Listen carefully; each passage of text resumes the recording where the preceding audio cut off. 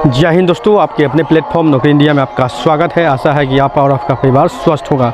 दोस्तों, छत्तीसगढ़ से एक न्यूज़ आया है जो कोर्ट का है, उसको लेकर बीएड वाले छात्र काफ़ी कंफ्यूज हैं। बीएड वाले कुछ अलग न्यूज़ वायरल कर रहे हैं, डीएड वाले कुछ अलग न्यूज़ वायरल कर रहे हैं। क्या सच्चाई है वो हम बताएंगे इस वीडियो में।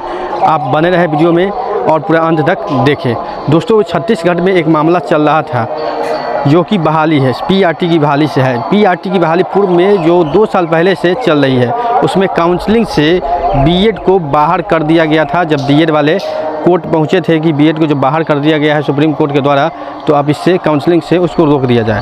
तो इसी को लेकर काउंसलिंग को बाहर कर दिया गया था बीएड को। तो बीएड वाले ने फिर अपील किया कोर्ट में और कहा कि जो बहाली पूर्व से चल रही है उसमें कम से कम हमको भाग लेने का परमिशन दिया जाए। तो उसी को लेकर कुछ राहत दिया गया है। तो बीएड वाले छात्र उसी न्यूज़ को वायरल कर रहे हैं कि आपको बीएड एंट्री कर दिया गया है, डीएड में फिर से बहाली पीआरटी में है। ऐसा कुछ नहीं है। कोर्ट का जो 3 बेंच का आदेश आया है, पहले डबल बेंच का और उसके बाद 3 बेंच का आदेश आया है कि पीआरटी में जो है बीएड को बाहर कर दिया गया है। तो वो न्यूज़ करेक्ट है और उसके आधार पर ही और राज्यों में बहाली होगी। आपको बता दें कि जो बीपीएससी ने ही सुप्रीम कोर्ट के फैसले को माना है और इस बहाली को सुप्रीम कोर्ट के आदेश के अनुरूप ही ले जाने की बात उन्होंने भी कल मीडिया से प्रेस कॉन्फ्रेंस के बाद बात करने के क्रम में बोला है कि जो सुप्रीम कोर्ट का आदेश होगा वही अंतिम फैसला होगा और इसी आधार पर हम बहाली करेंगे।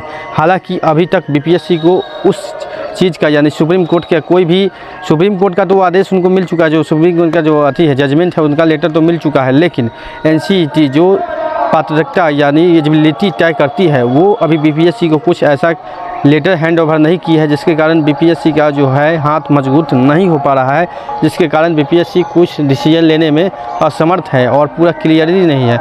एनसीईटी जब लेटर दे देगी बीपीएससी को और बिहार सरकार को कि आपका जो एलिजिबिलिटी है मिनिमम क्राइटेरिया इसी पर आप बहाल करना है, तो बीपीएससी भी अपने स्टैंड का मजबूत हो जाएगी और बहाली प्रक्रिया को डीएड के साथ पूरा करेगी। हालांकि बीएड अभ्यर्थी लगातार प्रयास कर रहे हैं कि इस बहाली में हमको ले लिया जाए, यानी कि बीपीएससी जो बहाली कर रही है उस बहाली में हमको साथ ले लिया जाए।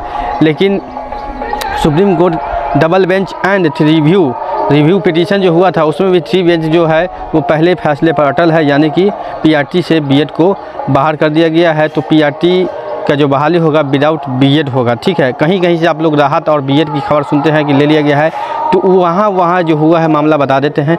वहाँ कोई सुप्रीम कोर्ट का फैसला कोई रद्द नहीं किया गया है।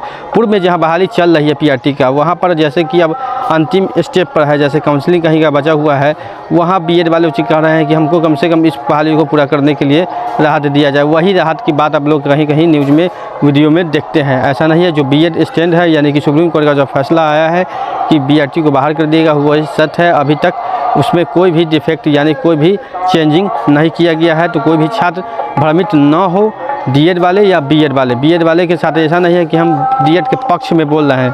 जो सही चीज़ है वो हम आपको बता रहे हैं। ठीक है, बीएड वाले स्टेट की परीक्षा की तैयारी में भी लगे हुए हैं और बता दें कि स्टेट का परीक्षा जो है बीपीएससी के रिजल्ट से पहले आपको सारा कुछ कंप्लीट करा दिया जा रहा है, इसलिए क्योंकि उसमें जो भी बीपीएससी पीआरटी में फॉर्म भरे हुए हैं छात्र, उससे पहले वो सेलेक्ट हो जाए, जिसके छात्रों की संख्या भी कम जाएगी। दोस्तों, मिलते हैं अगले अपडेट में।